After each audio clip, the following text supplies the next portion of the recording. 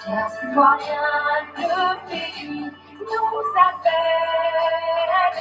Si nous avons dans la paix, la dignité, la liberté, notre devoir sera un modèle de l'espérance promise à l'humanité.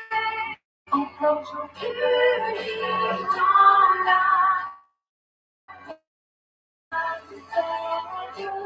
la patrie de la belle fraternité.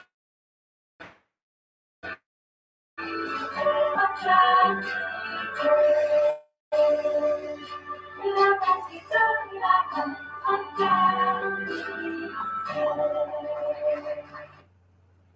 Bonsoir mesdames et messieurs, bonjour mesdames et messieurs selon votre zone géographique.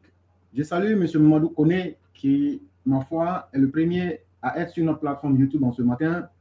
Je salue aussi tous ceux qui se joindront à lui. Je dis aussi bonsoir ou bonjour à toutes ces personnes, à commencer par M. Berthe lui-même, à saluer Kevin Kelly, notre mère Akissi Mouyaye. Je salue notre mère bien-aimée Pradine Savana, ainsi que Chom Chabi. Je dis merci à tous ceux et toutes celles qui se joignent à nous, sans oublier M. Yves Marcel. Merci d'être parmi nous. Nous sommes le 12 novembre 2022 et nous allons entamer un nouveau festin intellectuel avec 5 sujets et certainement, comme vous le savez, nous allons essayer de nous convaincre sans chercher à vaincre qui que ce soit. Je dis un grand bonjour à notre mère bien-aimée, excellentissime, Mignon Cissé. Et comme je le disais, le nom Cissé, pour ceux qui sont dans le monde, ça ne veut pas dire poulet, ça veut dire cheval blanc. Et le contraire du nom de famille Cissé, c'est soirée, qui veut dire cheval aérien. Et c'est un nom qui a pour origine, depuis l'empire du Kombi Salé. En réalité, c'est aussi un nom royal, mais qui, après le Kouroukanfouga, va être inscrit parmi les Kandamori, c'est-à-dire ceux à qui on va donner la science religieuse et autres. C'est juste pour dire vraiment merci à notre mère Cissé pour tous les efforts qu'elle fait ici et pour tout l'amour qu'elle nous donne. Vraiment, merci infiniment à chacun et à chacune. Et sans plus abuser de votre temps, nous allons déjà débuter les 5 de ce jour. Et j'aimerais dire à ceux qui sont sur Facebook, nos élèves, si d'aventure vous n'entendez pas, signalez-moi le plus tôt afin qu'on puisse prendre des dispositions parce que ce que nous voulons servir, c'est du meilleur et plus vous serez satisfait, plus nous aurions atteint nos objectifs. Avant d'entamer le vif du sujet, il y a quelques observations que je souhaiterais faire et des messages très importants. Depuis pratiquement 2 semaines, face à l'attention de nos autorités sécuritaires, et elles le savent déjà, ces autorités-là, mais c'est surtout pour dire à nos populations d'être plus vigilantes, de prêter attention. Toute chose qui serait inhabituelle, n'agissez pas vous-même directement, informez la police, informez les autorités sécuritaires ou informez même la plateforme éclaireur pro-vérité. On sait comment on peut faire relayer les messages rapidement. C'est à cet effet que je salue un des dignes, vaillants et valeureux élèves de la classe, je ne dirai pas son nom, SO, qui ce matin m'a relayé ce que nous savons déjà et que beaucoup savent. Mais pour ceux qui ne le sauraient pas, ouvrez grandement les yeux parce que notre opposition est toujours dans sa dynamique de vouloir éventrer le pays. Et voici ce qu'il me disait. Bonjour mon frère éclaireur. Je voulais vous signaler quelque chose. Il y a beaucoup de fous dans le pays, ce qui n'est pas normal. Ça veut dire qu'il y a beaucoup de faux fous, des fous factices quoi. Demander qu'ils soient ramassés, c'est une vérité, c'est une vérité. Attention, attention. Sur toute l'étendue du territoire, nous sommes en fin d'année, il faut le faire vite. Et effectivement, hier, je parlais de ça brièvement. Il y a non seulement beaucoup de prétendus fous qui ne sont en réalité pas des fous, mais il y a aussi beaucoup de mendiants qui paraissent bien en bon point que le mendiant ordinaire. Ça aussi, c'est une réalité qu'il faut. Vraiment, s'ils sont fous, comme il y a des fous, plusieurs ville, que les autorités, s'il vous plaît, prenez le soin de prendre ces soi-disant fous, allez les mettre là où il faut et observons correctement. Ou bien même à distance, observez et peut-être que vous pourriez voir certaines choses. Et donc, à tous les élèves de la classe, à tous les EPV, sauver sa propre vie n'est pas un luxe. Sauver sa propre vie est un impératif naturel. Sauver la vie de sa famille, de ses enfants, de sa femme et de ses compatriotes, c'est un honneur. Surtout si vous ouvrez vos oreilles, surtout si vous ouvrez vos yeux, surtout si vous observez correctement. Ce qu'on demande à tous les EPV, sur tous les points cardinaux de la Côte d'Ivoire, dans toutes les villes, dans tous les villages, dès que vous voyez une petite chose, faites ce que vous avez à faire, informez les autorités administratives, sécuritaires, pour mettre fin à ce problème le plus tôt possible. Le roi Shaka Zulu me signale qu'il y a un problème de son sur Facebook. Si tel est le cas, essayez de relayer par écrit pour que je puisse essayer de solder cela rapidement. Et c'est à cet effet que j'allais saluer les populations de Mankono qui ont fait un excellent travail. Et hier, j'en ai brièvement parlé. Je ne vais pas aussi rentrer dans beaucoup de détails. Mais je salue fortement les populations de Wossoula. Je dis bien Wossoula et les populations de Tiemon. Tiemon se trouve à 9 km de Mankono. Et Dieu merci, le roi nous dit que le son est bon. Et donc, je vais dire à M. Mamadou Kone, essayez de quitter dedans et puis revenir, peut-être que ça va régler votre problème. Merci beaucoup, le roi. Et donc, mesdames et messieurs, comme je le disais, ce que nous disons chaque fois, il y a des gens qui prêtent attention. Et je salue les populations de Wossoula et de Tiemon qui ont fait ce qu'ils avaient à faire. Parce que ceux qui veulent détruire, attenter aux vies humaines, créer le désordre, on ne va pas vous rendre la tâche facile. Et Dieu merci, ces populations ont agi comme elles devaient agir. Elles ont écouté la voix du bon sens et ce qui se passa. Et j'ai dit que ceux qui ont des parents à Wossoula ou à Tiemon, puisque hier j'avais dit que je ne dirais pas le nom, appelez-les et demandez-les qu'est-ce qui s'est passé là-bas. Je n'entrerai pas dans plus de détails que ça. Je dis merci à tous ceux qui sont avec nous.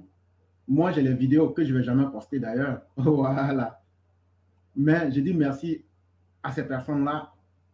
Non seulement nous allons aider à la stabilité de la Côte d'Ivoire, non seulement nous allons aider à protéger le pays, non seulement nous allons protéger le pouvoir du président Alassane Ouattara. C'est ce que j'ai dit, le pouvoir du président Alassane Ouattara. Je ne parle pas des cadres minables, incompétents, lamentables, loufoques, grigous qui rôdent autour de lui. Vous, votre sort, vous le connaîtrez bientôt. Nous, c'est Alassane Ouattara, seul on connaît. Le reste, ce n'est pas notre tasse de café. Donc, mesdames et messieurs, nous allons commencer par un signe prémonitoire. C'est la puissance de la connaissance, de dire les choses comme elles pourraient se passer. Et il y a un philosophe allemand qui, en 1956, a écrit un livre et il a dit comment on pourrait faire pour diminuer les capacités de l'être humain et puis le contrôler. Et donc, je vais lire une petite partie du livre pour amener les uns et les autres les signes que vous allez voir dedans. Essayez de voir est-ce que ça colle avec la réalité aujourd'hui. Et si ça colle avec la réalité, ça doit vous interpeller à éviter de faire ces erreurs-là. Parce que le monde, en réalité, il y a beaucoup plus de manipulation qu'on ne puisse l'imaginer. C'est en 1956 que le philosophe allemand Gunther Anders écrivit une réflexion prémonitoire. Et voici ce qu'il disait. Pour étouffer par avance toute révolte, il ne faut surtout pas s'y prendre de manière violente. Les méthodes archaïques, comme celles d'Hitler, sont nettement dépassées. Il suffit de créer un conditionnement collectif en réduisant de manière drastique le niveau et la qualité de l'éducation. Donc, première erreur, essayez de voir dans tous les pays aujourd'hui où la qualité de l'éducation est fortement réduite. C'est un des premiers signes de conditionnement et de contrôle des masses pour pouvoir les manipuler facilement. Afin de la ramener à une forme d'insertion professionnelle. Un individu inculte n'a qu'un horizon de pensée limité et plus sa pensée est bornée à des préoccupations matérielles, médiocres, moins il peut se révolter. Deuxième stratégie, comment créer tout un champ de besoins, de nécessités ou d'envie qui font oublier à l'homme les vraies préoccupations qui devraient être les siennes pour le distraire afin qu'il ne puisse plus être un être qui peut se révolter quand il y a le mal ou qui peut encourager le bien. Ça fait deuxième stratégie. Il faut faire en sorte que l'accès au savoir devienne de plus en plus difficile et élitiste. Ça, c'est clair. Ça fait troisième stratégie. Que le fossé se creuse entre le peuple et la science. Que l'information destinée au grand public soit anesthésiée de tout contenu à caractère subversif. Ça veut dire quoi? Ce que j'ai dit déjà, le manque de connaissances, tout le monde comprend. Mais la quatrième ou cinquième stratégie, aujourd'hui, on a des milliers de chaînes de télévision et d'information. Mais demandez-vous, est-ce que l'information qui vous parvient là, est-ce que ça vous parvient de la manière correcte? Est-ce que l'information n'est pas manipulée depuis la source? Est-ce que l'information n'est pas réfléchie pour vous? Et pour savoir si ce que nous disons est vrai ou faux, nous sommes sur la tribune intellectuelle. Ceux qui regardent plusieurs chaînes d'information, c'est une très bonne chose. Vous vous informez. Mais vous ressortez véritablement avec quoi comme information réellement?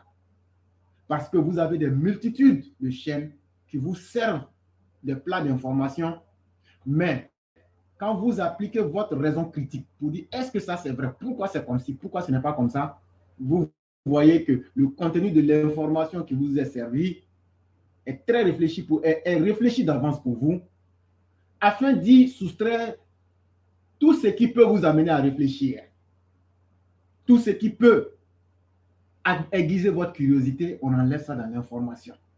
Et donc, vous verrez vite que quelqu'un qui suit peut-être 5, 6, 7, 10 chaînes de télévision par jour ne sera pas forcément mieux informé à cause d'abord de l'information qui est réfléchie par avance pour lui, mais aussi à cause du fait même que les conditions pour amener l'être même à réfléchir sur ce qui lui est servi sont complètement inexistantes. Là encore, il faut user de persuasion et non de violence directe. On diffusera massivement via la télévision des divertissements abrutissants, flattant toujours l'émotion et l'instinctif. Allez regarder aujourd'hui, au-delà même de l'information, c'est peut-être la chose qui serait utile sur la télévision aujourd'hui. Je dis bien peut-être, ce qui n'est même pas vrai.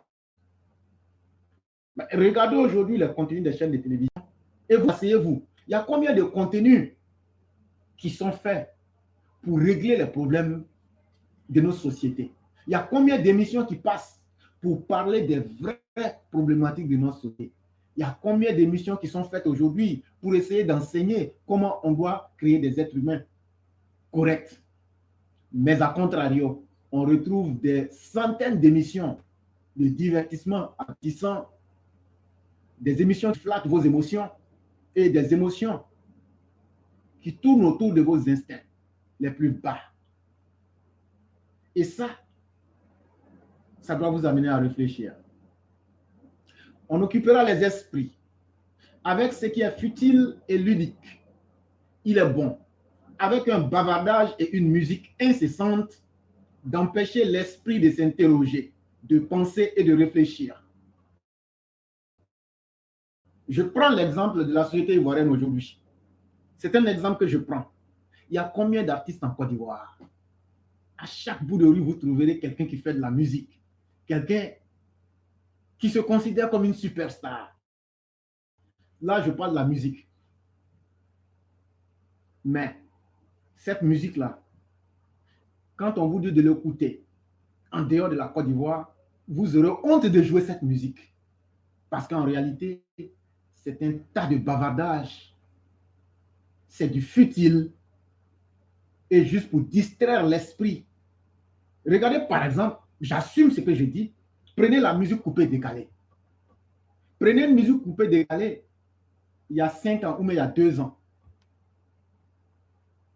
Quand ça vient, vous voyez ces jeunes esprits immatures qui ne jurent que par cette musique. Et tout ce qu'ils disent, c'est du bruit. Mais quelques années après, si on vous demande de rejouer la même musique, vous-même, vous aurez honte. Surtout quand c'est encore même en dehors même de l'Ivoire. Pourtant, la musique est très utile. La musique, on prend la musique pour soigner.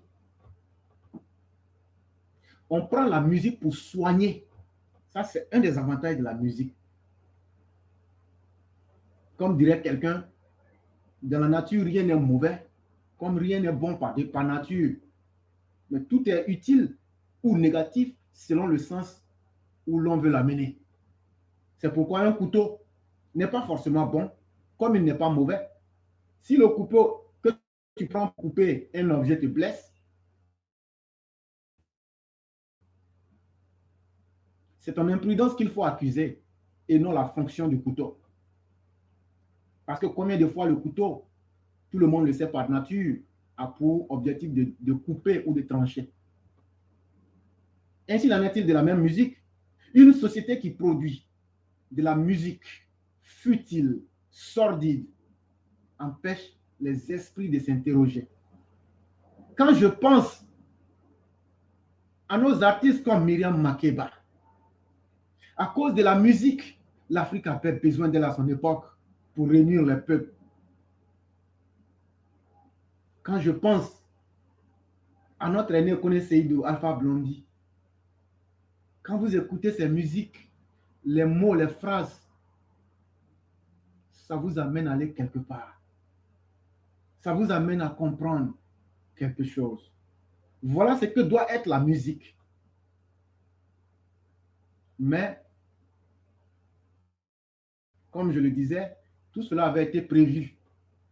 On va même faire la promotion des musiques les plus inutiles. Et ceux qui veulent faire de la musique pour conscientiser seront mis au banc de la touche. Ça fait la 6e stratégie. 7e stratégie. On mettra la sexualité au premier rang des intérêts humains. Comme anesthésiant social, il n'y a rien de mieux. En général, on fera en sorte de bannir le sérieux de l'existence, de tourner en dérision tout ce qui a une valeur élevée, d'entretenir une constante apologie de la légèreté, de sorte que l'euphorie de la publicité, de la consommation devienne le standard du bonheur humain et le modèle de la liberté. Regardez par vous-même aujourd'hui, si vous défendez les vraies valeurs humaines, des valeurs qui peuvent nous permettre d'être des surhommes, de nous imposer dans le monde intelligible, comme disait Platon, sinon pour emprunter les mots de Nietzsche qui parlait du supranaturel, vous devenez un individu bizarre. Ah, lui, il n'est pas cool. Frère, si tu veux être cool, là, tu seras mouton.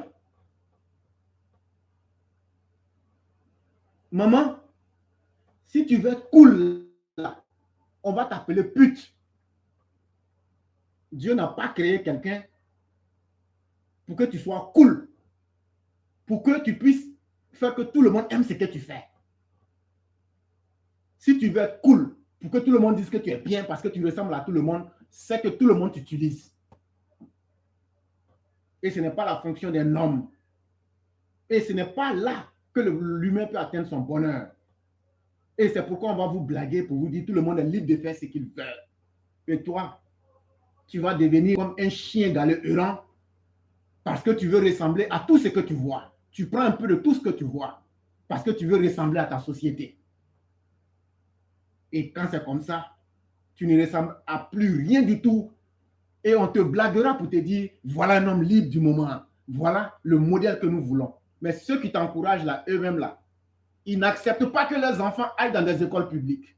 Ceux-mêmes qui font ça, ils ont leurs écoles selon leur zone géographique ou même quand ils voient un passant. Toi qu'on a encouragé pour dire que tu es le modèle de la liberté, quand tu passes devant leur école, ils appellent pour dire qu'il y a un individu bizarre qui est là. Voilà ce qu'ils disent de toi en réalité. Tu as été utilisé pour atteindre un objectif, pour t'abrutir, pour te déshumaniser, pour te briser ton bonheur d'humain, pour pouvoir t'utiliser.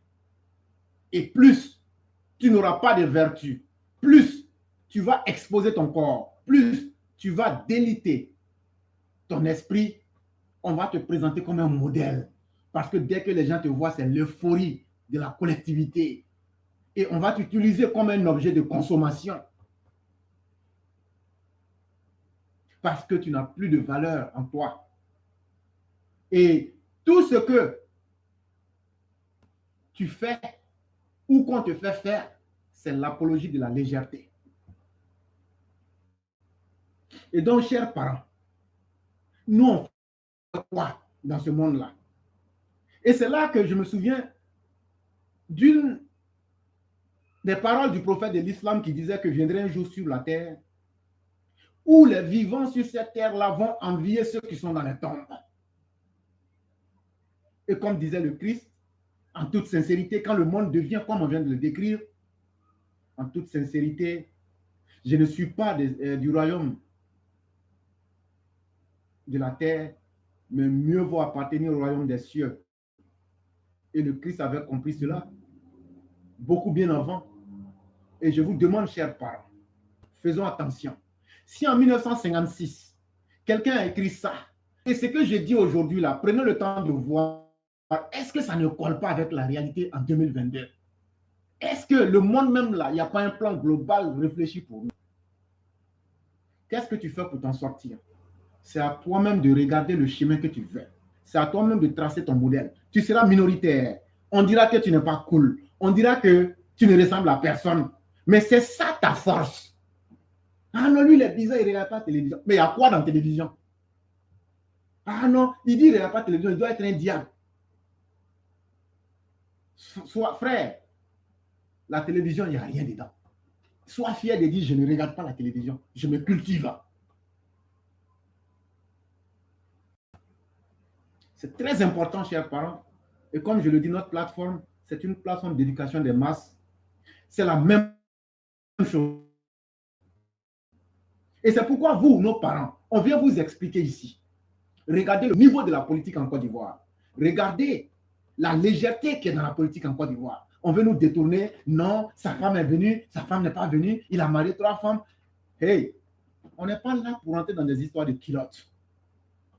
Mais tout ça, c'est fait pour nous distraire. Je parle de Laurent Gbagbo et autres. Ou bien tenir le langage vil, le langage sans utilité. Tout ça, c'est fait pour entretenir la bêtise humaine. Et c'est pourquoi on vous dit, cultivez-vous pour comprendre leur mentalité. Cultivez-vous pour comprendre tout ce qui se passe autour de vous et vous deviendrez vous-même des boucliers. Je ne dis pas que vous aurez des boucliers parce que vous-même, vous serez des boucliers. Parce que vous serez éveillés. Parce que personne ne pourra vous manipuler. Parce que vous allez pouvoir agir avant les événements. Et c'est très important. Sinon, au cas contraire, vous allez vivre comme un homme obsolète, comme une femme obsolète, comme une femme périmée, comme un humain, un être humain périmé qui ne sera plus rien du tout, ou là même un animal sera mieux que toi. Parce que comme j'aime à le dire souvent, un animal, quelle que soit la manière par laquelle il finit, lui au moins il est utile, on peut manger sa chair. Mais un être humain qui n'a pas pu apporter quelque chose de positif de son vivant, qui n'a pas été utile à l'humanité, même un animal est mieux que toi parce que nous ne sommes pas encore des anthropophages. Sujet 2. Le prix du cacao flambe à Londres face à la grève des dockers en Côte d'Ivoire, payé à 0,046 pound le sac. Sur le marché à terme de Londres, les cours du cacao sont à leur plus haut niveau depuis 2 ans et demi. En cause, la grève des Dockers à San Pedro, l'un des 2 principaux ports de Côte d'Ivoire avec Abidjan qui, lui, n'est pas touché par le mouvement social. Du moins, pas encore. Les dockers de San Pedro, chargés de décharger les sacs de fèves de cacao, des camions demandent aux exportateurs d'augmenter leur salaire à 105 francs CFA, soit 0,16 € par sac, contre 30 francs CFA, c'est-à-dire 0,046 € actuellement. Ils ont rejeté hier une offre de 50 francs par sac. Seuls les petits exportateurs ont proposé cette augmentation alors que les grandes entreprises qui ont un volume important n'ont fait aucune offre. Nous ne retournerons donc pas au travail, a déclaré à Reuters Hamidou Sylla, l'un des dirigeants du mouvement. La grève a commencé le 24 octobre 2022, puis a été suspendue pendant 3 jours avant de reprendre le 31 octobre 2022. Ceci accentue considérablement la faiblesse des volumes de fèves qui sortent de Côte d'Ivoire depuis le démarrage de la nouvelle campagne 2022-2023, le 1er octobre 2022. Les arrivages de cacao aux 2 ports entre le 1er octobre et le 6 novembre 2022 ont totalisé 48 000 tonnes, soit 23% de moins que sur la même période de campagne dernière, selon les estimations des exportateurs interrogés par Reuters. Aucun cacao n'a été livré à San Pedro entre le 31 et le 6 novembre à cause de la grève, contre 42 000 tonnes au cours de la même période l'an dernier. Les exportateurs craignent que ce retard à décharger n'altère la qualité du cacao, sans parler du retard pris à l'expédition. Le moment n'est pas idéal. Novembre et décembre sont le pic d'activité pour nous, a déclaré un exportateur de San Pedro qui n'a pas souhaité être nommé. Un autre exportateur d'Abidjan, qui possède également une usine à San Pedro, a déclaré que son entreprise avait maintenant 2 semaines de retard sur ses plans. Nous sommes obligés de tout amener à Abidjan et nous commençons à manquer d'espace pour travailler correctement, a-t-il déclaré. Une source au Conseil du café et du cacao a déclaré que le régulateur était préoccupé par la situation et recherchait une solution qui satisferait toutes les parties. Cette grève à San Pedro intervient alors que les autorités ivoiriennes et les multinationales se livrent à un véritable bras de fer concernant le paiement des différentiels de revenus décents et du différentiel d'origine. C'était un article tiré de komodoafrica.com. Et ce qui m'a intéressé dans cet article, ça, c'est la première chose qui m'a marqué. Et la deuxième chose qui m'a marqué, c'est le fait que, à travers cette grève-là, sans le savoir, la Côte d'Ivoire, à travers des dockers, que d'aucuns voudraient reléguer au second plan, comme des moins qui parce qu'ils soulèvent seulement sac. Ah, donc quelqu'un qui soulève sac de cacao là, et de café là. Donc le jour que lui ne soulève pas là, à Londres ou en France ou à New York là, ils ne vont pas avoir leur hot chocolate, leur chocolat chaud. Donc ça veut dire que le souleveur de sac est important. Qu'est-ce que je veux dire par là? Quand le souleveur de sac n'est pas là, le prix du chocolat augmente. Mais ce qui m'a encore le plus intéressé ne se trouvait pas dans l'article, mais on en a parlé, c'est que la Côte d'Ivoire et le Ghana ont fait un front. Il y a eu un sommet sur le cacao. Ils ont dit qu'ils ne vont pas parce qu'ils veulent qu'on augmente les primes pour les paysans. Donc, si tu mets ces 3 éléments ensemble, c'est ce que je veux prouver, c'est qu'en réalité, chacun de nous, à quelque niveau que nous nous situons, on peut faire changer les choses. Quel est le pourcentage de bénéfices de la production du café et du cacao qui reviennent véritablement à nos États, à nos planteurs et à nos dockers? Voilà la question de base que je pose. Pratiquement rien.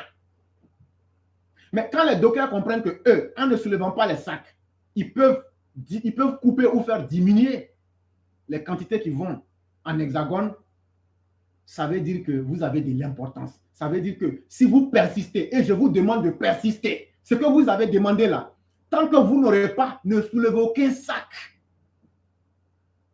Vous êtes un dans votre droit.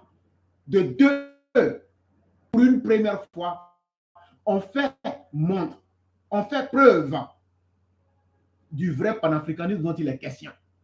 C'est nous, Côte d'Ivoire, Ghana, on produit cacao. Et puis on va faire un colloque sur le cacao en dehors de notre Afrique. On encaisse, c'est pas grave. Mais si toi, tu t'en vas, on dit à la réunion du village, et on dit d'aller faire ça à la place publique. Non, non, non, on dit d'aller faire ça chez quelqu'un. Mais une fois que tu rentres chez quelqu'un, là, tes droits sont limités. Les grands producteurs, c'est chez eux que ça doit se passer. Ça, c'est un. De deux, vous ne pouvez pas décider de ce que vous ne produisez pas, même si on n'a pas pour l'instant les industries, mais à un certain moment, chers Occidentaux, vous avez trop profité. À un certain moment, essayez aussi de regarder. Quand vous dites que nous sommes en train d'infester l'Occident, nous sommes en train de devenir des menaces pour vous, c'est parce que vous nous maltraitez. C'est parce que vous n'êtes pas correct dans le commerce international. Comme en l'Afrique qui produit la majorité des ressources naturelles, vous nous dites que l'Afrique fait 2% du commerce international. L'Afrique ne fait pas 2% du commerce international. Sinon, si c'est vrai, couper l'Afrique des relations commerciales, ça veut dire quoi? Quelque chose qui est 2%, ça veut dire que c'est pratiquement rien. Bon, quittez l'Afrique et puis laissez-nous comme ça. On va voir le vrai poids de l'Afrique dans le commerce international. En réalité, comme je le disais, c'est du faux, c'est des chiffres manipulés. L'Afrique ne représente pas 2%. L'Afrique représente, à cause des ressources naturelles, là, plus de 60%. Mais puisque c'est eux qui payent nos produits, puisque c'est eux qui nous manipulent, à un certain moment, ils peuvent dire ce qu'ils veulent. Mais regardez deux petits pays, la Côte d'Ivoire et le Ghana, qui disent, bon, nous, on ne va même pas aller là-bas. Et ils ne sont pas partis. Je demande à la Côte d'Ivoire et au Ghana de résister pour qu'on augmente les prix des cacao pour nos paysans. C'est ça qu'on appelle le panafricanisme. Quand on voit des vrais, on ne peut pas contre les Occidentaux, on est d'accord. Mais les Occidentaux ne peuvent pas prendre des fourreaux pour venir nous dire, quand vous n'êtes pas dans la réunion, on va vous flageller. Non, ça, ce n'est pas possible. Donc là, forcément, là, il y aura un changement en qualité pour nos pays, pour nos dirigeants et pour nos paysans. Et c'est ça qu'on appelle le panafricanisme. Comment se mettre ensemble, lutter pour des intérêts et atteindre des objectifs pour l'Afrique. C'est ça qui est important. Mesdames et messieurs, nous passons au sujet numéro 3, qui a pour titre « Prise en otage des 49 soldats ivoiriens au Mali ». Le président Ouattara appelle les Ivoiriens à lui faire confiance. C'est vraiment très important. Le chef de l'État de la Côte d'Ivoire demande à ses compatriotes de lui faire confiance quant à la libération des 46 soldats ivoiriens encore détenus illégalement au Mali par Assimi Koufa et sa bande de djihadistes narcotrafiquants analphabètes. Cela fait pratiquement 4 mois que 46 des 49 soldats ivoiriens que le gouvernement légitimement élu et démocratiquement acquis de la Côte d'Ivoire a envoyé en mission au Mali dans le cadre des Nations Unies. Malheureusement, nos soldats sont bloqués dans ce proto-État djihadiste qu'est le Mali. En dépit de toutes les actions de médiation et de négociation entreprises jusque-là par le gouvernement ivoirien, qui n'a de cesse de montrer toute sa bonne foi, qui n'ont pas encore abouti, le chef de l'État, son Excellence Alassane Ouattara, reste convaincu que le problème connaîtra une issue heureuse. Cette fois, c'est bien cette fois qu'il voudrait voir contaminer tous les Ivoiriens, singulièrement les familles des soldats détenus au Mali. Le président demande aux compatriotes et aux familles des 10 soldats de lui faire confiance quant au dénouement heureux de cette affaire. C'est ce message d'espoir que le président Alassane Ouattara a chargé le porte-parole du gouvernement à transmettre au terme du Conseil des ministres du 9 novembre 2022. Voici ce que je peux dire concernant les soldats, en invitant les familles et l'ensemble de nos concitoyens à avoir confiance au chef de l'État. pour qui cette question reste une préoccupation importante, tout comme il s'est soucié pour que tous les exilés de Côte d'Ivoire rentrent. Ça a été un long processus pour que tous puissent entrer, a déclaré le ministre Amadou Koulibaly. Il a ajouté dans la même foulée, c'est long, c'est difficile, mais les familles sont en contact avec le ministère d'État, le ministère de la Défense, qui leur donne régulièrement des informations sur le moral de nos soldats détenus au Mali. Ça m'a beaucoup plu. Laurent Gbagbo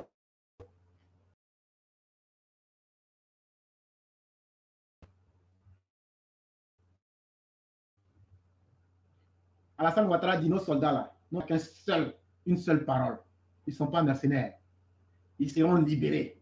On va jamais. Quand on dit sans condition là, je vais expliquer. Sans condition là, ça ne veut pas dire que les djihadistes ne peuvent pas dire voilà ce qu'on veut, voilà ce qu'on ne veut pas. Hein. C'est pas français là. Quand on parle, il faut comprendre.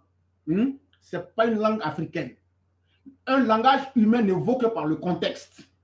Quand tu rates le contexte d'une parole, c'est que tu n'as rien compris. Vous voulez faire la dérision. Alassane dit que c'est sans condition. Je vais t'expliquer ce que sans condition veut dire. Sans condition, ça veut dire, nous là, celui qui va nous dire, voilà les conditions là, les djihadistes là, les analphabètes là, entre eux là, on ne va même pas accepter une condition. C'est ce que sans condition veut dire. Si tu n'as pas compris, je vais t'expliquer ça. Les analphabètes narcotrafiquants qui se disent colonels au Mali là, ils ont kidnappé nos valeureux soldats. Comme ils sont des djihadistes, c'est le mode opératoire des djihadistes, eux ils kidnappent pour faire des demandes. Alassane Ouattara dit, vous êtes libre chaque jour que vous voulez là, faites même dictionnaire de demandes, faites dictionnaire de conditions, faites dictionnaire de tout ce que vous voulez de demandes. Mais il n'y a même pas une seule condition que je vais accepter. C'est pourquoi il a dit, sans condition.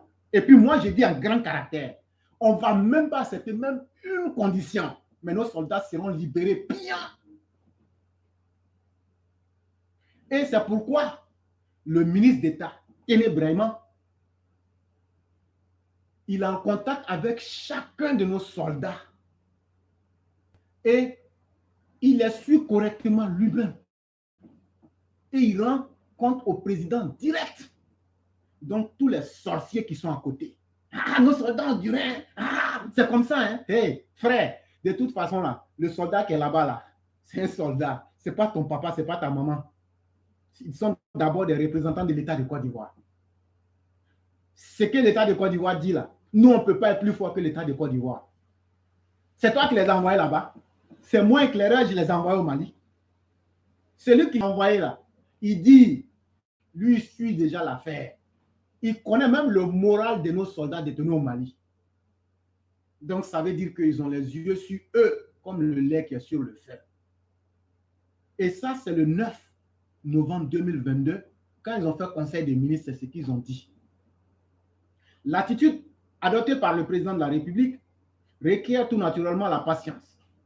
Le porte-parole du gouvernement a par ailleurs, ministre de la Communication et de l'économie numérique, n'a pas manqué de signaler. La Côte d'Ivoire a choisi la voie du dialogue, de la coercition, de la concertation et de la négociation. Nous avons même appelé nos concitoyens à la patience et notamment les familles des victimes à la patience et à avoir confiance au chef de l'État. Quand vous choisissez la voie du dialogue, quand vous choisissez la voie de la négociation, vous vous inscrivez d'une certaine façon en même temps dans la gestion du temps.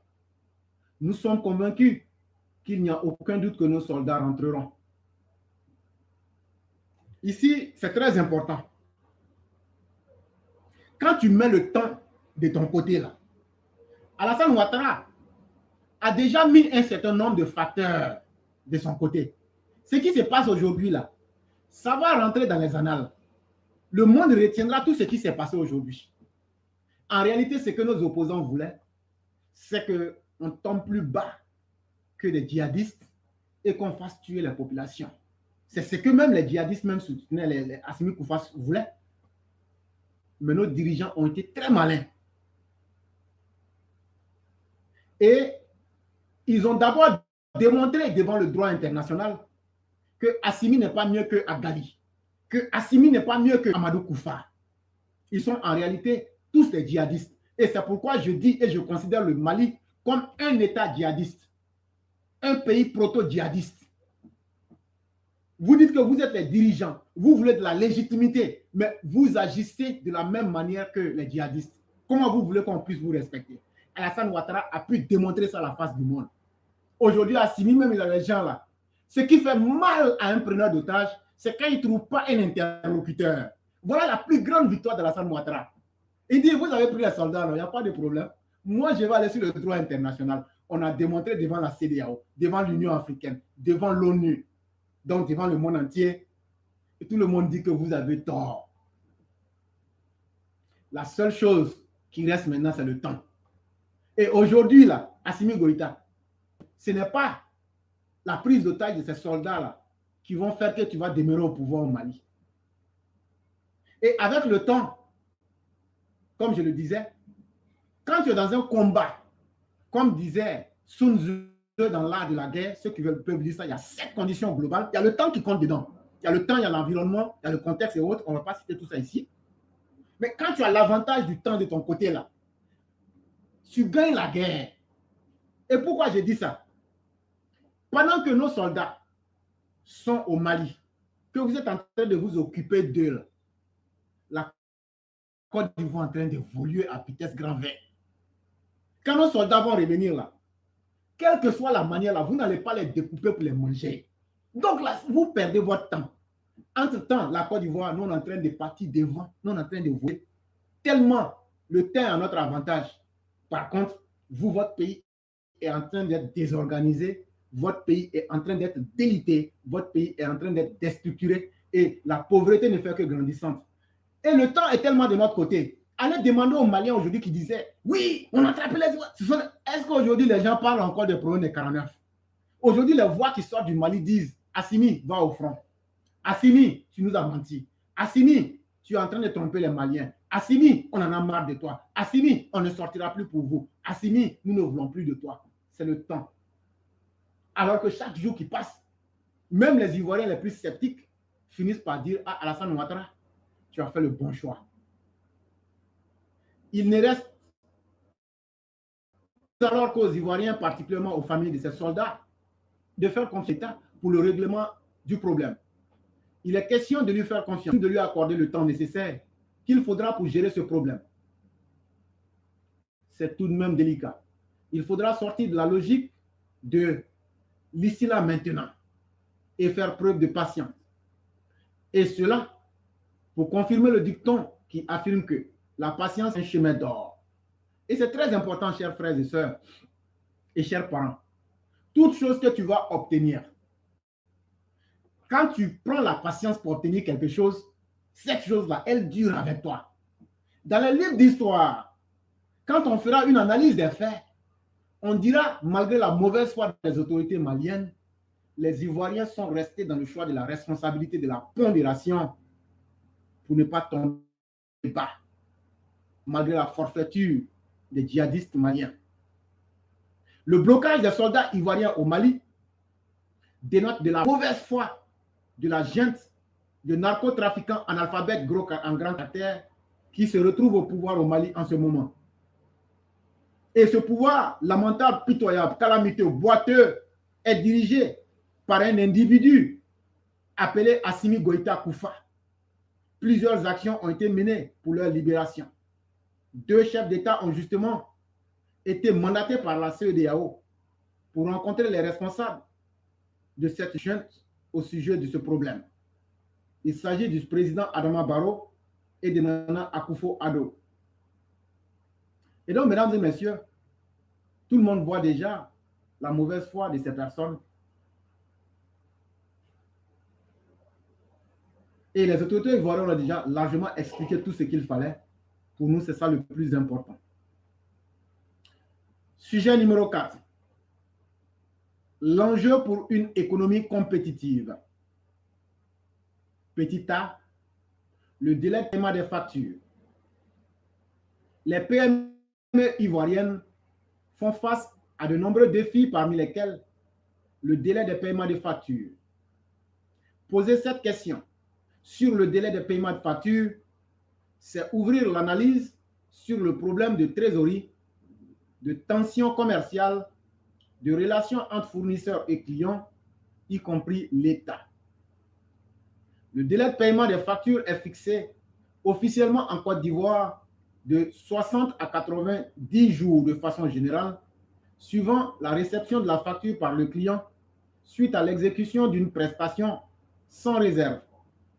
Ce délai qui court dès cet instant peut être étendu malheureusement à une durée indéfinie en dépit du contrat entre les parties.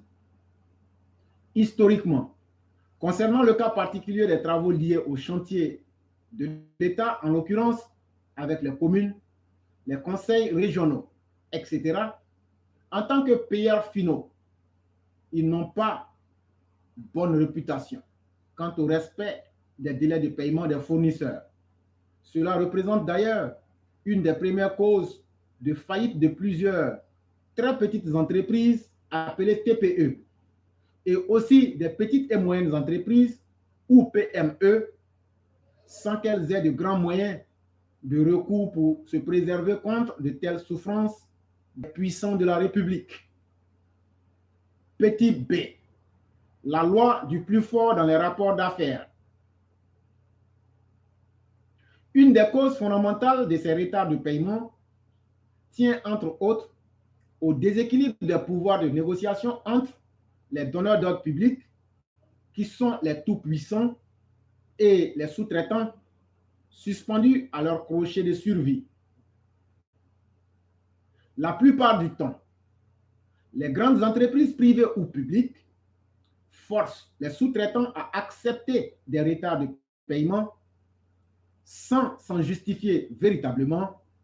C'est le prix à payer pour continuer de faire des affaires en espérant le miracle de survivre à cette incommodation, mais avec le risque de disparaître tôt ou tard si les choses en restaient là. Les puissants peuvent se le permettre parce qu'ils contrôlent tout et tout seuls le processus de la relation d'affaires jusqu'à la date où ils décideront d'être audients aux supplications des faibles. Petit c, le paradoxe du délai de paiement et la compétitivité des TPE et PME.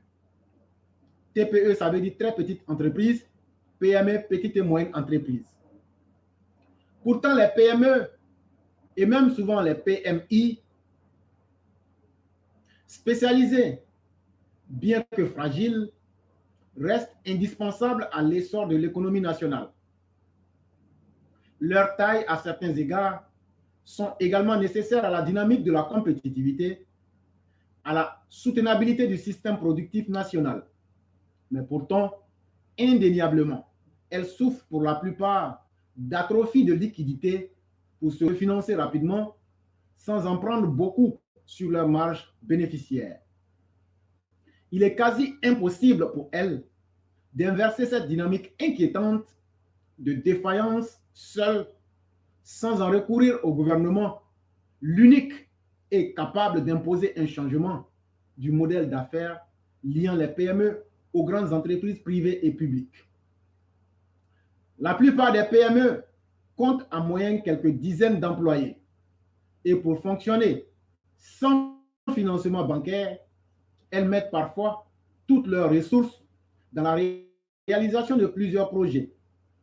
Et dans ces circonstances, elles s'exposent à des conséquences graves avec l'augmentation du risque lié aux besoins en fonds de roulement d'exploitation et tout retard de paiement de 3 ou 4 mois menace la survie de leurs entreprises à partir du moment où les salaires, les loyers sont mensuels, les impôts, la TVA, la taxe sur les charges sociales sont dus le mois suivant la date de facturation ou bien chaque trimestre concernant les cotisations de retraite. Ainsi donc, comment peuvent-elles survivre au retard de paiement de plus de 3 mois? Petit d, l'impact sur le développement des TPE et PME. Pour les TPE ou les PME pouvant bénéficier des produits bancaires, l'allongement des délais de paiement peut avoir de lourdes répercussions sur le poids de leur défaillance à plusieurs niveaux. S'agissant des difficultés financières relatives à la multiplication des retards de paiement, elles contraignent les entreprises créancières à contracter des crédits à court terme auprès des banques afin de combler leur trésorerie. Ces financements coûtent non seulement cher à ces entreprises, mais ils les endettent encore davantage. S'agissant de la fragilité économique, à plus ou moins long terme, les décalages de paiement peuvent impacter l'activité de l'entreprise créancière en compromettant sa capacité à payer elle-même ses fournisseurs et par conséquent la met face à son incapacité à poursuivre son activité. Petit d, l'importance de la petite entreprise dans la redistribution de la richesse. Pourtant, il est bon de le rappeler que TPE et PME soutiennent les grandes entreprises et le secteur public. Grâce à leurs biens et services, elles pourraient donc constituer les clés du développement durable, de la croissance inclusive. Leur forte présence territoriale garantirait par ailleurs une redistribution de la richesse dans l'économie locale. Si, évidemment, le chaînon défaillant de la chaîne de valeur liée au délai de paiement était respecté. Alors, l'on est rendu à se demander pour quelles raisons cet accélérateur de vitalité de la création de la richesse n'est pas pris sérieusement en compte par le gouvernement. Pour réduire les délais de paiement entre professionnels, entre les professionnels et l'État, pour que les PME n'aient plus peur à recourir au marché public ou au contrat avec les donneurs d'ordre publics ou privés en tant que source d'opportunités d'affaires fiables dans le but de maintenir l'étincelle de l'entrepreneuriat comme pourvoyeur d'emplois massifs. C'est un article signé par notre père Khalilou Koulibaly, ING, MBA, DSS en administration des affaires. C'est quelqu'un qui sait de quoi il parle. Un monsieur extra intelligent, je dis bien extrêmement intelligent. Et cher ami, merci pour ce beau texte. Je me souviens encore en Californie, pour créer une entreprise, il te fallait simplement $30 et on te faisait une facilité fiscale sur 5 ans avec tout ce qu'il fait. L'essentiel, l'État encourageait tellement la création d'entreprises. Malheureusement, chez nous en Côte d'Ivoire, les gens créent des entreprises et à cause des défauts de paiement, on tue nos propres entreprises. C'est vraiment très triste. Et on voit quelques mesures, comme par exemple le paiement en ligne. C'est déjà très bon et où on peut suivre. Mais connaissant la mauvaise foi des Ivoiriens, on peut faire tout ça. Mais ceux qui sont devant, s'ils sont de mauvaise foi, ils vont toujours bloquer la chose. Qui ne connaît pas monsieur 10%, monsieur 5%, ou monsieur celui-là qui dit, mais tu veux que je signe ton dossier, tu me donnes combien? Voilà le vrai problème. Et c'est très triste. Quand vous êtes encore dans l'entrepreneuriat et que vous êtes une femme, souvent certains même ne se gênent même pas pour vous imposer des propositions de bassesse. On a vu Madiara qui fait immoler. Comment quelqu'un crée son entreprise, fait confiance à l'État, il prend son propre argent, ou il engage sa dignité et sa crédibilité auprès d'une banque, ou bien le peu de biens qu'il a. Mais juste, il faut une seule personne ou des individus qui sont tellement gourmands que souvent eux-mêmes, ils veulent plus que celui-même qui a investi. C'est une question de mentalité. Si on veut que les choses changent réellement, il faut que l'État prenne des lois pour dire s'il y a quelqu'un, après les 90 jours qui n'a pas son argent, voilà à qui il faut recourir. Il faut aussi que nos entrepreneurs même commencent eux aussi à s'habituer à enregistrer, comme de la manière on a enregistré les policiers là. Je demande à tous les élèves de la classe d'être comme ça. Quand il y a quelque chose qui se passe là, enregistrez vocalement ou même si vous prenez la vidéo même. Et puis, nous, on va balancer ça ici, avec les noms, tous les détails. Il faut qu'on s'habitue à cette culture. Nous passons au sujet numéro 5, qui est le dernier. Un très beau texte de notre mère, Madame Blanc, qui a pour titre « Appelons un chat, et un chien, et un cochon. » À bien y réfléchir. La situation qui me vient en tête est celle si chère au sage Saïd Penda quand il dit que ce qui est vrai est vrai. Certaines choses s'imposent à nous dans ce bas monde. La vérité et la mort en sont. En effet, la mort tout comme la vérité sont implacables. Elles sont en commun l'unicité. Oui, un Dieu unique, une vérité unique. Ainsi définie, la vérité est absolue. Et toute tentative de la galvauder n'est que vaine. Chez nous en Côte d'Ivoire,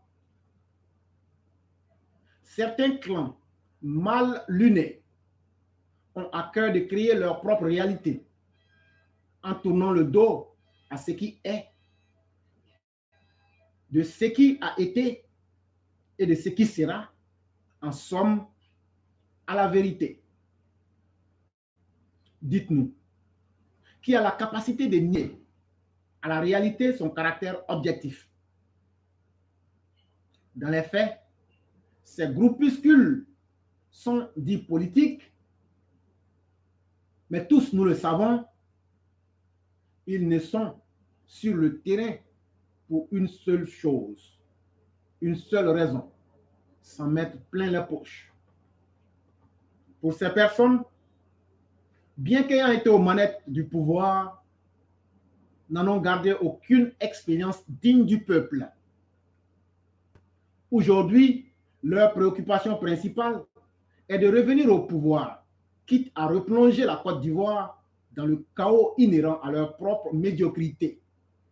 Au risque de ressasser la même vérité, nous leur disons non, plus jamais eux.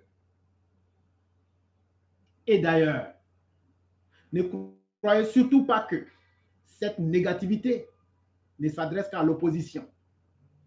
Nous, élèves du cercle de réflexion éclaireur pro-vérité, avons à cœur d'appliquer ce niet en grand caractère aux nôtres, c'est-à-dire les cadres défaillants au sein même du RHDP. Oui, nous sommes RDR, alassanistes et fiers de l'être. Pour nous, tous ceux incapables de pérenniser la vision du président Alassane Ouattara ont à débarrasser le plancher des médiocres de l'opposition comme eux. Non pas que, mais diantre. Tout oui au écoute du peuple. Car seul le peuple est l'objectif du bon candidat. À bon entendeur, salut. Pour ce qui concerne vos manigances, elles sont dépourvues de toute finesse intellectuelle. Nous autres les voyons venir et au moment venu, nous les désinguerons. Vous ne valez absolument rien. Je le dis et je le redis, vous ne valez absolument rien. Ce qui est vrai est sous nos yeux. Il suffit simplement de les ouvrir. C'est un texte de notre mère, Madame Massiata Blanc. Merci à tous ceux et toutes celles qui nous ont suivis.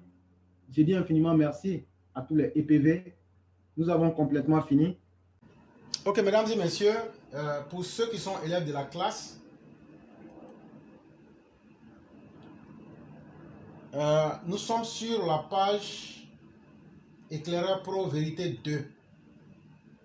Donc, je tiens à dire à tous ceux qui veulent nous suivre sur nos directs, partez sur la page Éclaireur Pro Vérité 2 et vous pourrez suivre le direct là-bas. Et c'est ce que je suis en train de faire en ce moment afin de permettre aux uns aux autres de pouvoir voir la vidéo.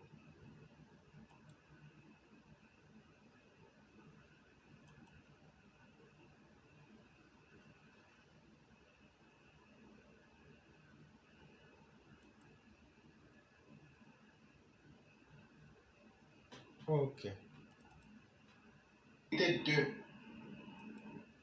Et donc, mesdames et messieurs, je suis sur la page Éclaireur Pro Vérité 2.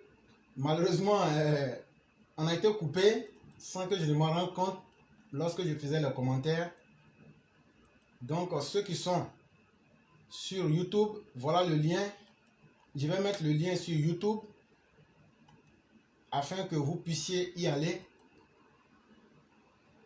Et ceux qui sont déjà là et qui veulent prendre la parole, on vous invite à vous signaler pour qu'on puisse vous donner la parole. La parole se fera toujours sur la même page Éclaireur Pro Vérité bis pour ceux qui veulent bien prendre la parole. Donc, soyez convaincus que vous aurez la première partie que vous avez ratée. Après le direct, on va reposter cette même partie à partir de notre page YouTube pour que vous puissiez la voir.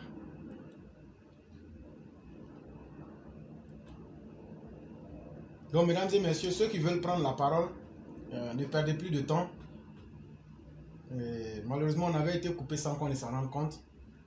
Voilà, on a déjà fait les présentations qu'on ne va plus reprendre. Donc, on attend les questions ou ceux qui ont quelque chose à dire. On vous attend. Et comme il est déjà 29, on va attendre si dans 5 minutes, il n'y a personne. On va donc boucler et se dire vraiment merci beaucoup en espérant nous retrouver peut-être le lundi prochain. Je dis merci à tous ceux qui nous ont suivis. Et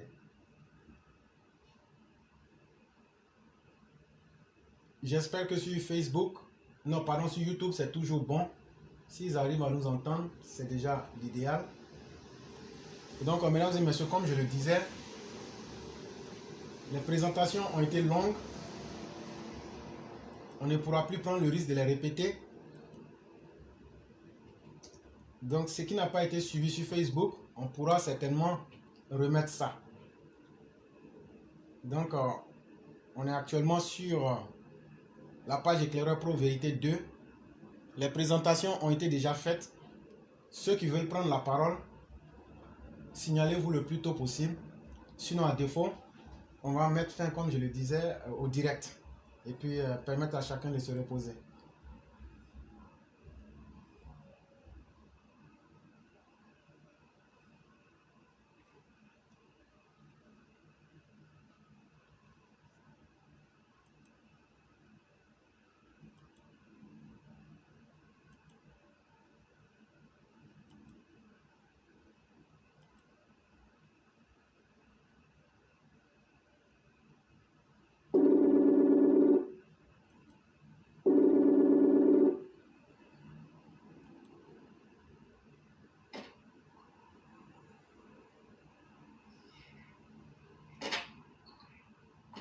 Allô?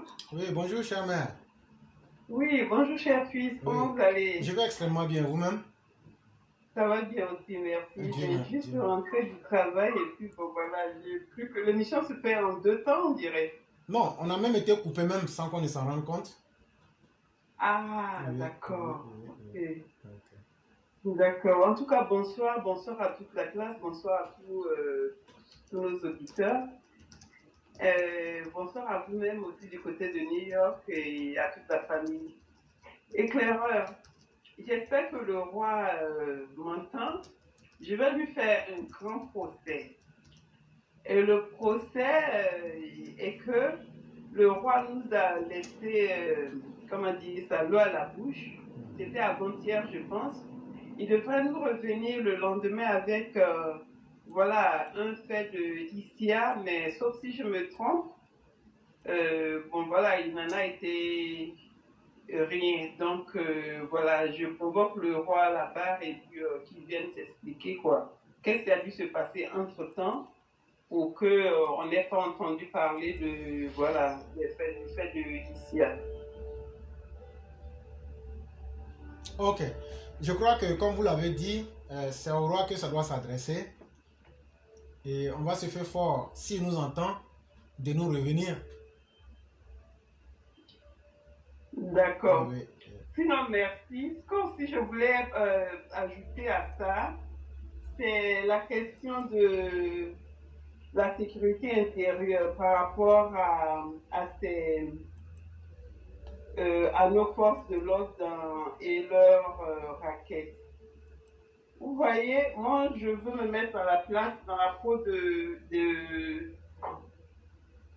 nos compatriotes là-bas en Côte d'Ivoire pour demander pour dire combien déjà je comprends ce qui, enfin, pour dire que je subis en même temps, voilà, ce qu'ils subissent par rapport aux raquettes de nos forces de l'ordre qui, normalement, sont censées réguler la société, mais il se trouve que c'est nos forces de l'ordre elles-mêmes qui sont dans l'incivisme. D'où, voilà, une société avec, voilà, l'incivisme à tous les niveaux. Et ce que je veux dire maintenant par rapport à ça, c'est que le ministre de l'Intérieur, M. Vagondo Djomande, je pense, devrait voir, parce que j'ai envie aussi de lui demander déjà quel type de formation il donne à ses forces de l'ordre, policiers et gendarmes, pour qu'à la fin, quand ils sortent, au lieu de s'occuper, enfin, au lieu de faire le travail pour lequel, voilà, nous les payons, ces forces de l'ordre, bien au contraire, sont ceux-mêmes qui nuisent à notre société avec les raquettes sur toute l'étendue du territoire. Et là, franchement, ça ne doit pas, ça doit s'arrêter. Vraiment, il faut trouver un moyen de mettre un terme à cela. On ne peut pas continuer, notre société se dégrade avec ces comportements vraiment qui sont devenus aujourd'hui inacceptables. C'est flagrant, tout le monde le voit et personne ne fait rien. Le ministre lui-même. Et vraiment, je pense que s'il y met de la volonté, il peut apporter solution à ce problème. Ça ne doit plus se faire. Ça doit plus se faire en fait. Il faut qu'il trouve le moyen de nous sortir de ces raquettes incessantes qui sont devenues aujourd'hui la normalité. Alors c'était ce coup de gueule que je voulais rapidement aussi faire par rapport à la situation des 2 gendarmes qui ont été arrêtés. Et ça, c'est pas un cas unique, c'est des choses qui se passent tous les jours. Alors, à bon entendeur, salut. En tout cas, moi, de mon point de vue, je pense qu'on devrait lui donner quand même, poser un ultimatum de 3 mois au moins, histoire de voir les choses vraiment apparemment changer. Sinon, voilà, ça pourrait quand même susciter quelques petites révoltes et c'est pas bien. Déjà, notre société est trop en mal pour que rien ne se fasse. Et voilà, merci beaucoup éclaireur. C'était mon coup de gueule par rapport à ce fait de raquette, cette gangrène en fait.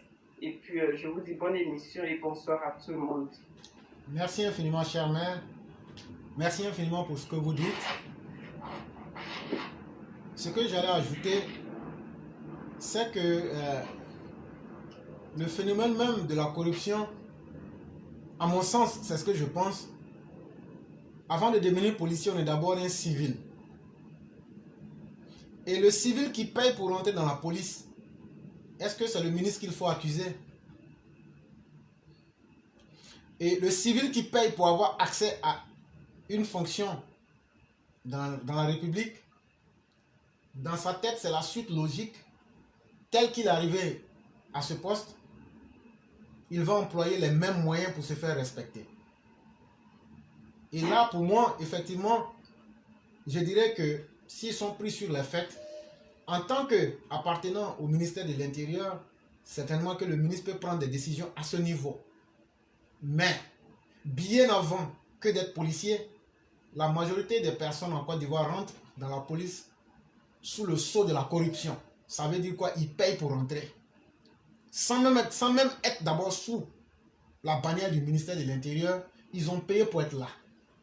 Et c'est pourquoi pour elles, ces personnes-là, c'est normal d'utiliser la corruption. Et donc, c'est un phénomène de société. C'est un phénomène qui s'impose à notre société. C'est une défaillance de notre société qu'il va falloir corriger ensemble. Il faut qu'on ait le courage. C'est vrai, ce n'est pas seulement le ministère le ministre qu'il faut accuser. C'est selon moi ma pensée, c'est plutôt le système, l'ensemble du pays qu'il faut accuser. Qu'est-ce que chacun fait pour mettre un frein à la corruption? Qu'est-ce que chacun fait pour qu'on ne dise plus que si le policier a payé pour rentrer, c'est parce qu'il y a des gens qui lui contraignent? Qu'est-ce qu'on fait pour dénoncer ceux qui font ça, ceux qui vendent ces concours? Voilà, vous pouvez mettre ça sur une muette.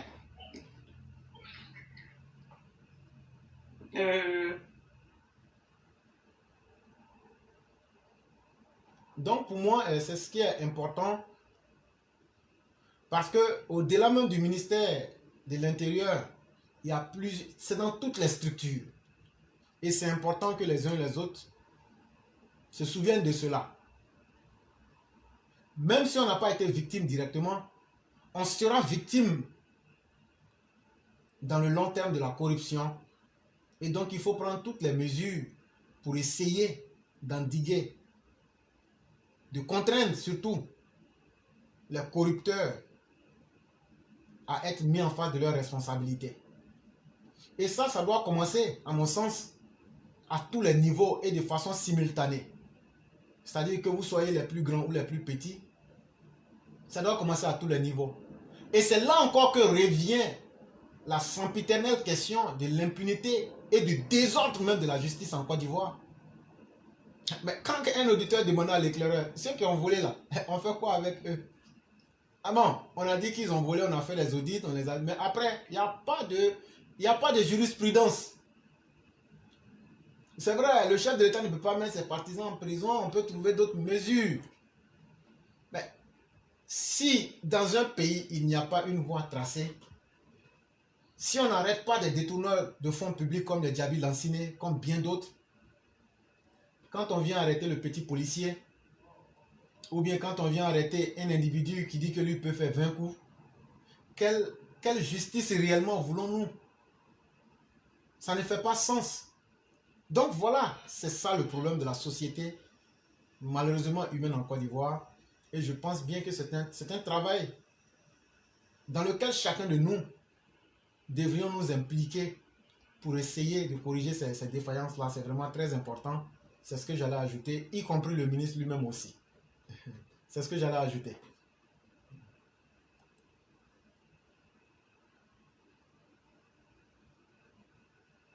Merci éclaireur pour ça, en effet.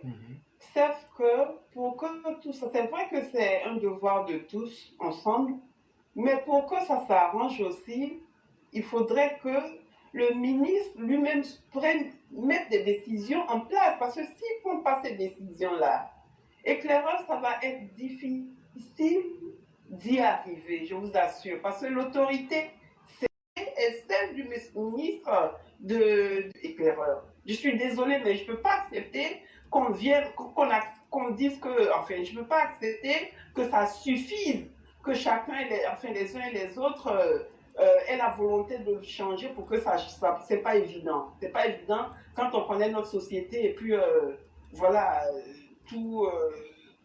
la mentalité qu'elle a. Je suis désolée, mais ce n'est pas suffisant. Merci beaucoup, éclaireur. Je vous en prie, chère mère, et je crois qu'on dit la même chose.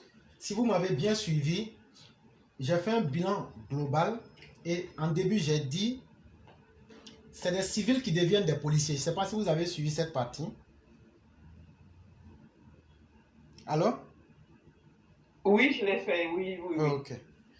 Qu'est-ce que le ministre peut faire quand quelqu'un n'est pas un civil mais il est dans la corruption? Qu'est-ce que le ministre peut faire? Le ministre de l'Intérieur, il ne peut rien faire. Et dans le même propos, j'ai dit, mais à partir du moment où la personne paye pour devenir policière, c'est à partir de cet instant que le ministre peut intervenir. Et donc, une fois que la personne est sous sa bannière, il peut intervenir. Je suis complètement d'accord avec vous.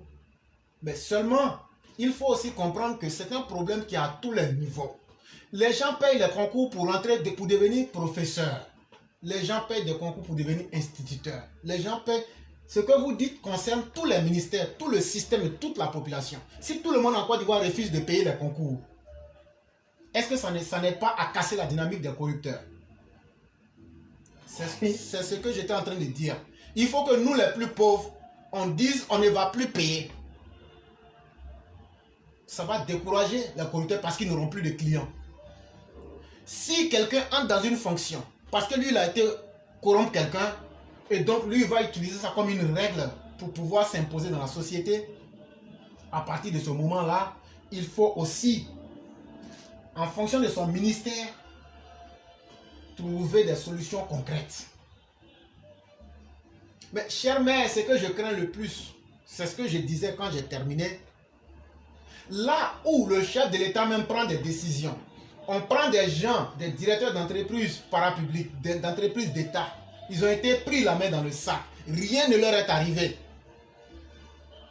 Est-ce qu'un simple ministre suffit pour pouvoir contraindre là où le chef de l'État n'a pas donné un résultat concluant? C'est la question de base que je posais. Et pour mieux avancer, les cas qui sont déjà là, de corruption, les audits, c'est que ça a prouvé. Il va falloir tôt ou tard qu'un jour on nous donne un résultat. Pour qu'on sache au moins où nous allons.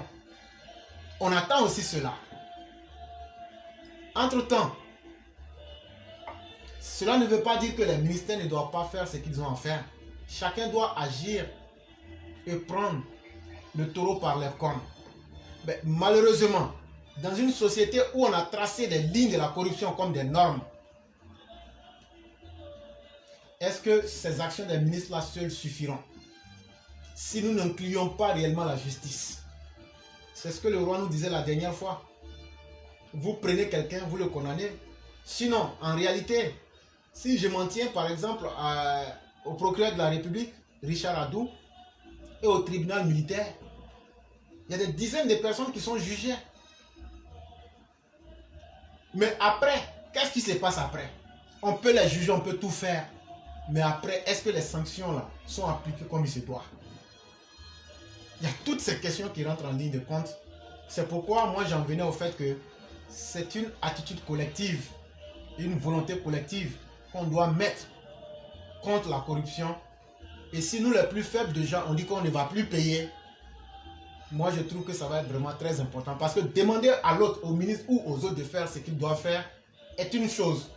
Mais que ces personnes acceptent de le faire, cela n'est ni de notre contrôle malheureusement. Et on ne peut que le dire, c'est bien beau. Mais on ne peut pas les y contraindre ou les amener même à voir dans la même direction. Mais ce sur quoi nous avons par contre de l'influence, c'est que moi, vous, le petit peuple, si on arrive à nous imposer cette discipline-là de dire, en toute sincérité, nous en avons marre de payer des concours en Côte d'Ivoire et nous n'allons plus le faire, ça va être un point déterminant qui va casser la dynamique de la corruption. Je me souviens, je crois que c'était l'année dernière, après un de mes voyages, j'ai fait une vidéo carrément sur la corruption, chère mère, où j'ai décrit tout cela en détail, les mécanismes, tout. Personne ne peut dire que c'est un fait nouveau. Personne. Mais malheureusement, les choses ne changent pas comme on le souhaiterait. Et c'est ça aussi. Et chaque fois que l'on demanderait que les choses changent, mais qu'on ne voit rien, il est aussi important qu'on se dise nous-mêmes, pourquoi ne pas regarder de notre côté? Qu'est-ce que nous on peut changer dans notre comportement pour imposer de façon radicale un autre changement? C'était là ce que moi j'entrevoyais un peu, en plus de ce que vous avez dit. En effet, il y a de la logique sur le mot de la fin de votre développement là. Il y a de la logique dedans. Mais bon, vous savez, il faut l'avouer, nos populations ont l'esprit faible. Et c'est ça qui rend la chose difficile. Et je pense que quand on est autorité, moi je serais autorité, éclaireur, j'aurais travaillé pour apporter du résultat, quelque chose du bonheur à ma population, à mes populations. Je l'aurais fait. Qu'est-ce qui rend ça aussi difficile? Sinon, qu'est-ce qui cause ce manque de volonté même de nos autorités à faire leur travail? Parce que le travail qui est fait, quand ça bénéficie à la société, aux populations, c'est aussi le bonheur de celui-même qui fait ce travail. Donc, quel est ce bon sens-là qui peut en plus leur manquer pour ne pas, voilà, pour manquer à leur devoir? Et ils y prennent plaisir, ils sont bien installés dedans, et c'est le mépris total des populations qu'on voit de leur part. Franchement, je sais pas quoi d'autre dire, j'arrive pas à comprendre, j'arrive pas à expliquer, et voilà, c'est comme ça et c'est comme ça. Que Dieu nous aide et qu'il nous sorte de là. Cher Mais en attendant, vous ne quittez pas, je pense bien que vous serez la dernière personne puisque je n'ai pas vu d'autres appels. Et j'allais dire comme ça à la question que vous posiez, il y a notre mère Anne-Marie Nguesso qui nous donne la réponse, à mon sens, hein, ça peut être différent pour vous, qui dit, mais la raison de savoir pourquoi les autorités même qui devraient créer l'homme, soi-disant l'Ivoirien nouveau, comment se fait-il qu'elles-mêmes n'arrivent pas à tacler de façon sèche la corruption? Notre mère Anne-Marie Nguesso disait ceci, la raison pour laquelle les gens travaillent, c'est pour l'argent, mais pas pour l'amour du pays. Et donc, simplement, ça répond à votre question, selon moi. Pourquoi les gens sont devenus ainsi, surtout les dirigeants? C'est parce que l'amour du pays n'est pas là. C'est parce que la recherche du gain facile est ce qui prime sur ce que nous voulons laisser en termes, je vais dire, d'acquis pour la postérité, pour les générations à venir.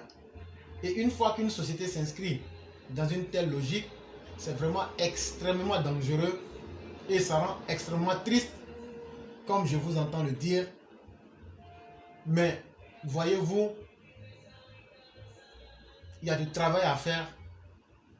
Et ça, c'est pourquoi nous sortons chaque jour interpeller les autorités. Si on ne corrige pas cette situation-là, ça va désorganiser la société. Et malheureusement, un dirigeant disait que tout pays, quand il doit se déstructurer, ça commence d'abord par le sommet. Quand le sommet même ne donne pas des règles fortes, ce n'est pas la base, elle aussi, qui pourra se corriger. Aujourd'hui, tout le monde le sait, on fait semblant. Mais la corruption est la norme en Côte d'Ivoire aujourd'hui. Ça, il faut le dire clairement. Il faut le dire clairement.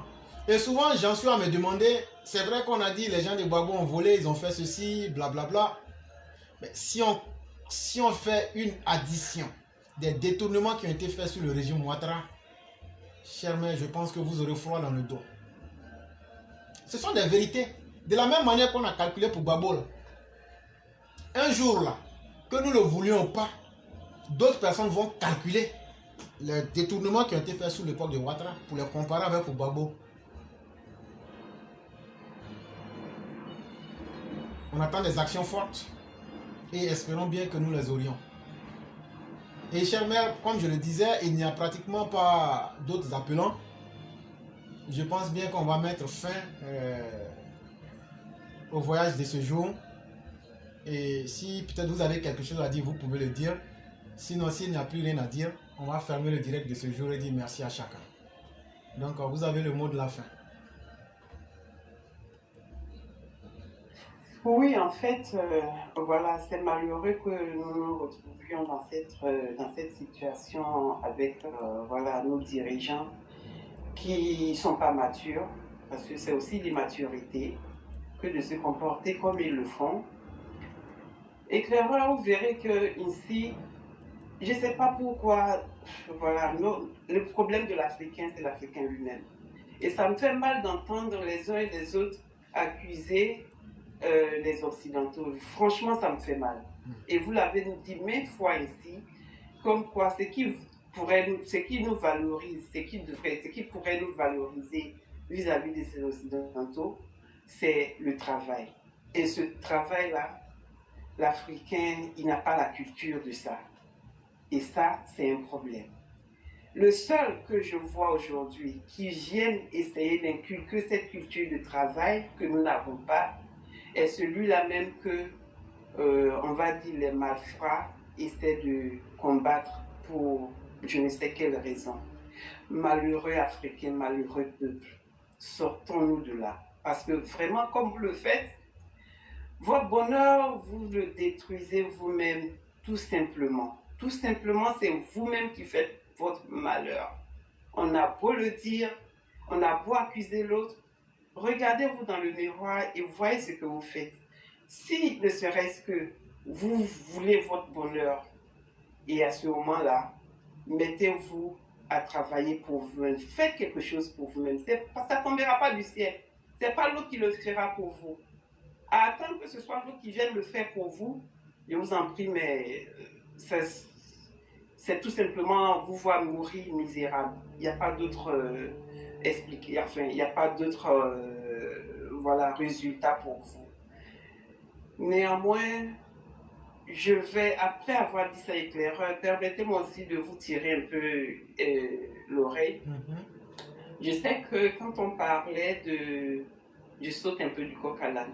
Quand on parlait de la situation de Korogo, où le roi, encore une fois, avait dit qu'ils allaient décider de barrer, je crois, la route de Mbengue, je pense, oui, quelque chose comme ça. Je vous avais entendu dire que pour que les gens en sortent, pour motiver les gens, on allait essayer vous allez essayer de leur donner de l'argent s'ils le veulent pour qu'ils sortent. Je pense que pour enchaîner avec, pour rapprocher ça à ce que je suis en train de dire, il ne faut pas faire ça. Celui qui veut sortir pour marcher ou alors pour défendre ces causes-là, il le fait pour lui-même, il le fait pour personne. Donc on ne va pas le payer pour aller faire lui-même son propre bonheur. S'il veut qu'il sorte et qu'il défende sa cause, tant mieux pour lui. Si c'est pas le faire, sans qu'on ne lui donne de l'argent, eh bien alors c'est tant pis. Donc aucun rond, aucun sou ne sera donné à personne pour qu'il aille lui-même défendre son propre bonheur. C'est sûr, c'est ça que je voulais vous tirer un peu l'oreille. Donc il faut retirer cette proposition de, comment dire ça, de motivation là pour ce cas-là. Et sur ce, je pense que j'ai plus grande chose à dire, si ce n'est vous dire merci encore pour être présent ce soir, merci pour avoir présenté l'émission. C'est dommage que les uns et les autres n'aient plus rattrapé le temps de se signaler pour qu'on ait une bonne, un bon festin intellectuel ce soir, ce samedi-là, qui serait quand même aussi agréable, mais bon, c'est ce que c'est, et puis bon, voilà. Demain est un autre jour. Et que Dieu nous accorde sa protection. Amen, amen. Et je suis entièrement aligné sur ce que vous avez dit. Peut-être que l'idée fondamentale n'avait pas été peut-être comprise, ou elle a été comprise différemment. Voyez-vous, chère mère, par exemple, vous avez vu qu'aujourd'hui, j'ai dit que j'apportais mon soutien aux dockers qui se mobilisent. Je veux encourager une prise de conscience. Et vous savez qu'on est en zone rurale.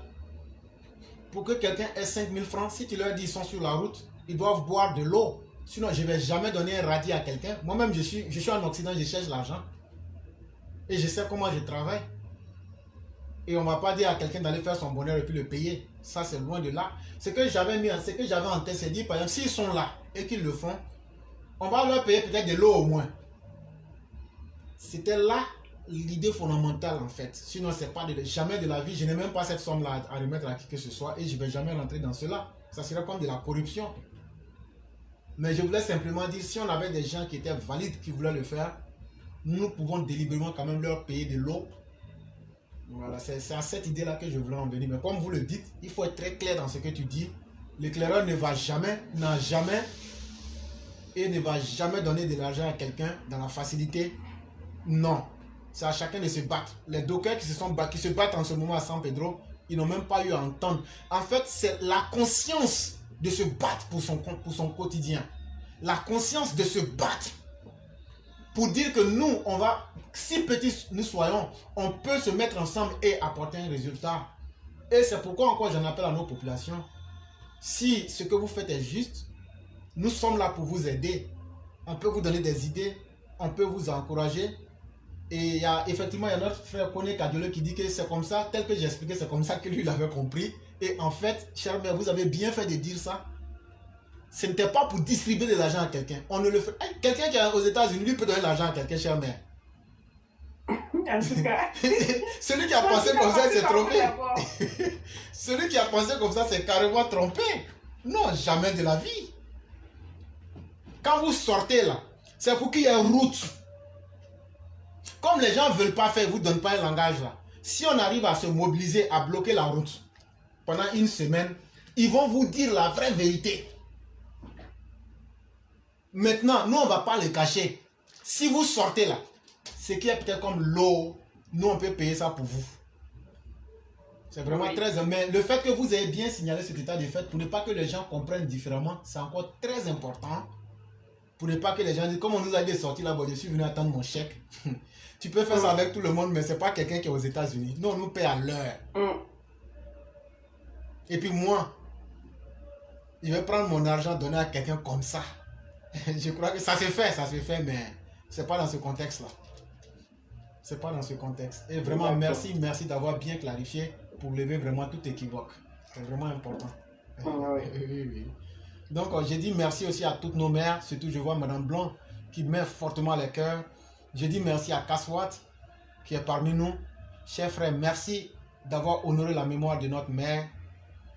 Merci d'avoir été un fils digne, cher frère Kaswat. Merci aussi à tous les EPV. Et surtout, les choses ont été extrêmement difficiles aujourd'hui. J'ai dit merci à Koné Kadiolo Métronolien. Merci à Aboubakar Traoré. Merci à M. Mamadou Keïta.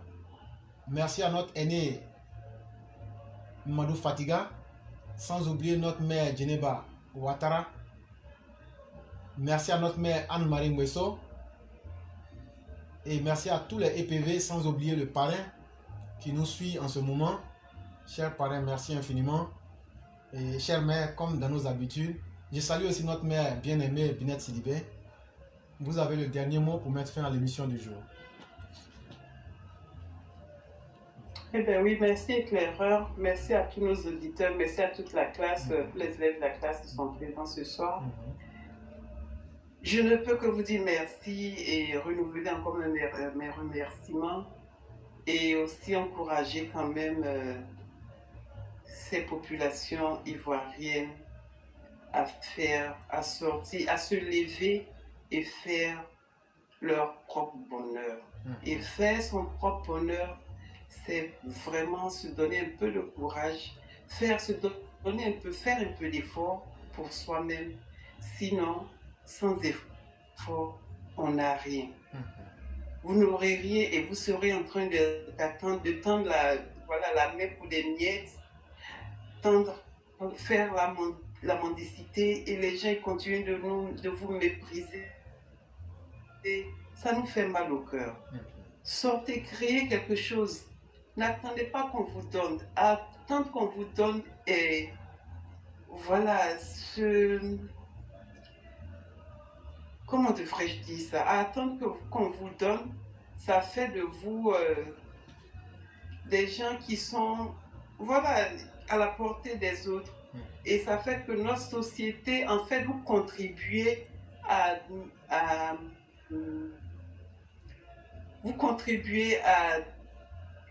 la non-évolution, voilà, vous contribuez à la non-évolution de notre société de par voilà, votre manque d'effort.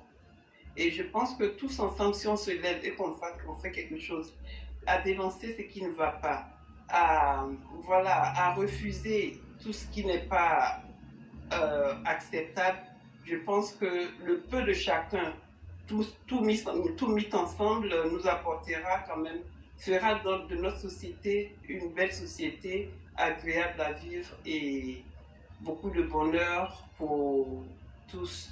Et voilà, je vais m'arrêter là pour ne pas dire de bêtises. Et puis, je voulais juste dire merci à tout le monde et encourager chacun quand même de s'y mettre pour que nos sociétés connaissent un peu d'évolution. Éclaireur, merci beaucoup. Et puis, c'est sur ces deux mots-là que je vous laisse. Et puis, je vous dis un excellent week-end à vous et à toute la famille du côté de New York. Bon week-end à tous et voilà. Merci beaucoup, cher mère. Et à lundi, Inch'Allah. Merci beaucoup. Et vous passez une excellente soirée et bien des choses à toute la famille. Merci. Je vous en prie. Merci. Et donc, mesdames et messieurs, nous avons complètement fini avec le direct du jour. Je dis merci à tous ceux qui interviennent d'habitude. Merci à tous ceux et toutes celles qui sont là pour les cœurs. Les jours à venir seront d'autres jours. Que Dieu bénisse chacun. Et je souhaite à tous un excellent week-end.